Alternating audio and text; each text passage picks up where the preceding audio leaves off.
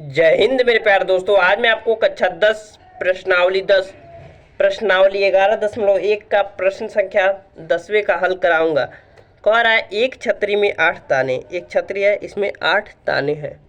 1 2 3 4 और 4 उधर है। ठीक है, दिखेगा नहीं ना क्योंकि 3D है और हम 2D पर दिखा रहा है, लगे हुए हैं। तो देखिए आकृति 11.13 में दर्शाया गया है। छतरी को 45 सेंटीमीटर त्रिज्या, यानी कि त्रिज्या हमारे पास 45 सेंटीमीटर है। 45 सेंटीमीटर है, 45 सेंटीमीटर है और 45 सेंटीमीटर त्रिज्या वाला एक सपाट वृत्त बनाते हुए इनकी दो क्रमागत तानों के बीच, यानी दो क्रमागत तानों के बीच का क्षेत्रफल ज्ञात कीजिए। तो ये दो क्रमागत ताने की किसके त्रिज्यखंड बना रही हैं और 8 है, तो वृत्त के सभी कोणों का योग कितना होता है? मान लीजिए 1 कोण 2 कोण 3, जितना कोण होता है 8 बन रहा है तो 360 होता है। तो 360 में 8 का भाग दे देंगे तो हमारे पास जो भी आएगा वही इतनी हो जाएगा। क्या हो जाएगा? थीटा का मान आ जाएगा। अगर 360 में 8 से भाग देंगे तो 45 डिग्री आएगा, तो यहाँ थीटा 45 आ जाएगा। और त्रिज्या हमारे पास दिया हुआ है कितना? एक छतरी में लगे हुए तो दर्शाया गया है तो 45 सेंटीमीटर। तो लिखेंगे सबसे पहले लिखेंगे दिया है आर का मान दिया है 45 सेंटीमीटर और थीटा आ जाएगा हमारे पास 360/8 भाग है, इसलिए 8 क्या है, तो 8 चौका 32 और 8 चौका 32 और 4 बचा और 0, 8 पचे 40, तो 45 डिग्री। थीटा का मान हमारे पास 45 आ गया, आर इतना आ गया। तो लिखेंगे हल प्रश्नानुसार क्या कहा? दो क्रमागत तानों के बीच का क्षेत्रफल, दो क्रमागत तानों के बीच का क्षेत्रफल।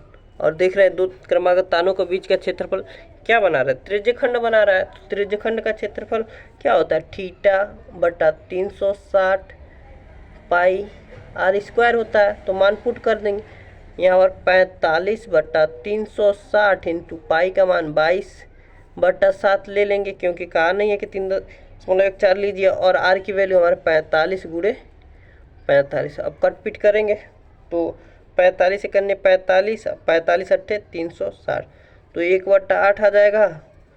अब यहाँ से 4 एक करने 4, 11 दूना का 22, 45 गुणे 45 और गुणा कर देंगे हम 11 से और 7 चौको 28, नीचे तो 28 आ गया और ऊपर गुणा करेंगे 45 में 45 का करेंगे तो 45 में 45 का करेंगे तो कितना आएगा?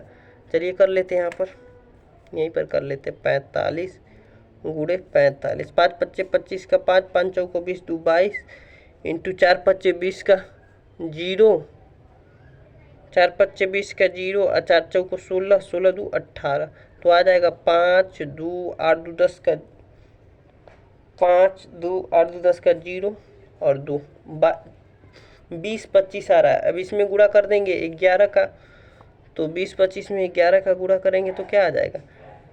5 2 0 2 इंटू 5 2 0 2, तो आ जाएगा 5 5 2 7 2 2 2, 3 को 2 और 5 7 5 आ रहा है, यानी कि 2 2 2 7 5। ठीक है दोस्तों, तो हमारे पास आ जाएगा क्षेत्रफल किस में दिया था? सेंटीमीटर में, तो क्या आ जाएगा? Centimetre square. यही हमारा उत्तर हो गया। तो ये बहुत आसान क्वेश्चन था, मुझे आशा है कि आपको समझ में आ गया होगा। मिलते हैं अगले वीडियो में प्रश्न संख्या 11वें के हल के साथ। बहुत ही आसान क्वेश्चन था और बहुत मजे से हमने हल कर दिया।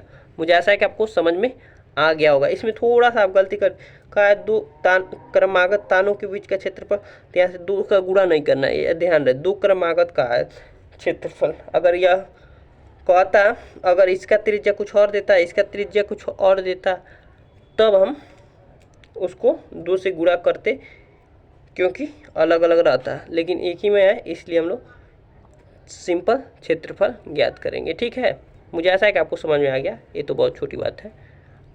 मिलते हैं अगली वीडियो में प्रश्न संख्या 11 के हल के साथ।